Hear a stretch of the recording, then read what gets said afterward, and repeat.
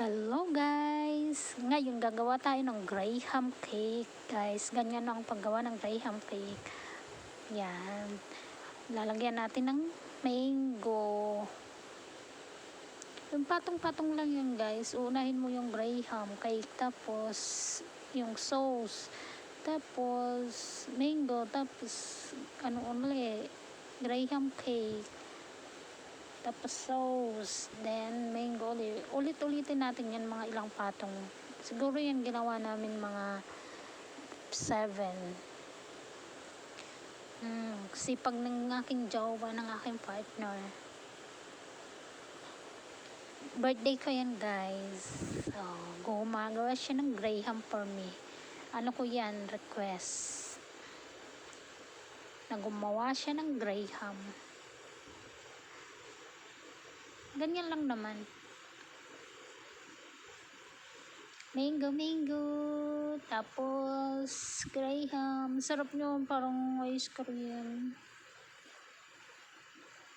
Parang nakakamiss. Nung Pasko gumawa rin ako niya, bagong taon. Pag uwi ka ng Pinas, gagawa ulit ako niyan.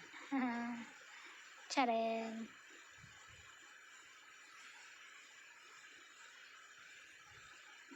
May mga pa-style pa yan. Para walang awang ba.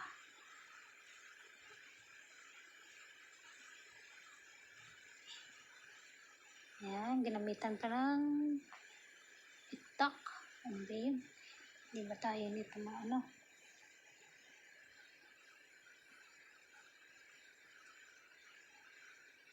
Yan. Patong-patungin lang. Ganyan lang. Guys. Thank you for watching. Sa mga hindi pa nakasubscribe sa aking channel, mag-subscribe na kayo para sama-sama tayo. Pindutin lang ang button para ano kayo sa mga susunod ko pang video. Siguro paggagawa na lang ng mga dessert ang pinaka main video ko. Mga ganyan. Dessert, cake, kumain sa labas, travel, mamasyal sa labas, like that. Wala bilang OFW, yun lang ang pwedeng i-vlog natin, yung mga pinupuntahan natin, yung mga kinakain natin, yung mga ginagawa natin sa araw-araw. May makukuha naman kayong magandang aral, may matutunan kayo kung paano, like this, kung paano gumawa ng graham cake, diba? Madali lang. Ako nga, nanood lang ako niyan kung paano gumawa ang aking partner, tapos nung umuwi ako sa amin, gumawa ako. Sarap na sarap yung mga pamangkin kong bata, sabi nila ice cream. Diba? Tapos ang dami pang sauce, yung gatas, condense. Ay, condense ba? Oo. Miso cream, pinaghalo. Talagang daming miso cream, ang daming gatas, kaya sarap. Huwag natin titipirin, guys, para masarap ang mga ginagawa nating dessert. Yan lang ang pinapamantayan ko. Bakit natin titipirin ng mga ingredients? Diba? Kung hindi naman mauubos, gumawa ka pa. Dapat masarap talaga pag gumawa ka. Para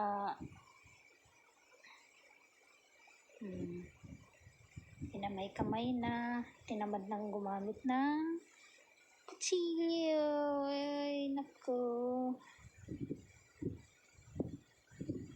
Yan.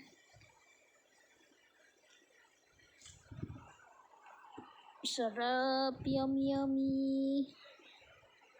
Yum and my tummy. Kantahan ko na lang kayo guys, wala na akong maisip na i-voice over dito. Nakakainip na. Tapos nakabantay pa sa akin si Moningning. May alaga kaming pusa guys, itim. Tapos lagi siyang nakaano sa akin, nakadikit. Kaso nga lang minsan gusto niyang kagating yung binti ko. Mamaya may ano to,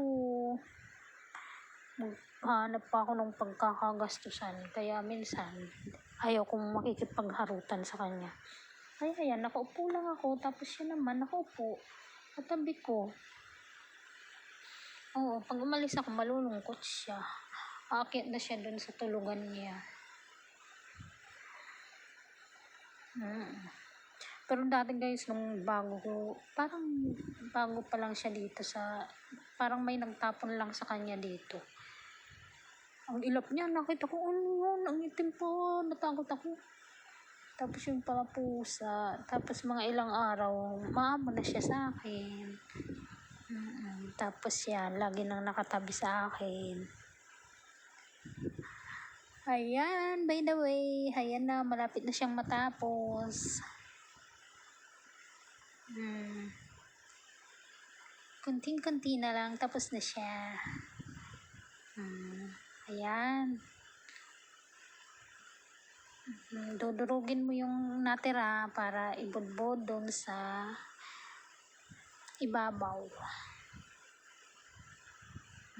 Thank you for watching guys. Sana nag-enjoy kayo sa aking kwento habang gumagawa about sa aking alagang pusa na makulit. Tapos ang kinakain niyan guys, hindi yung mga tira-tirang pagkain. Diba sa Pinas yung mga tira-tirang pagkain, isda, tinik. Pero sa siya, binibilhan siya ng cat food.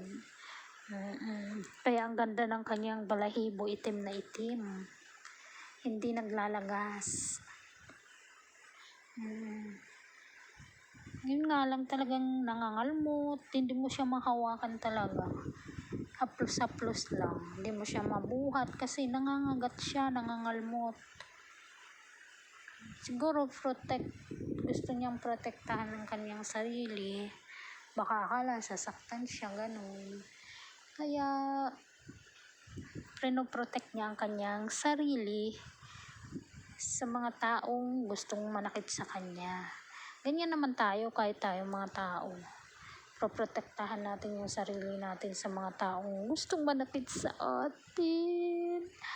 Pero bakit? Bakit ang sakit-sakit na pero nag-i-stay pa rin? Ewan.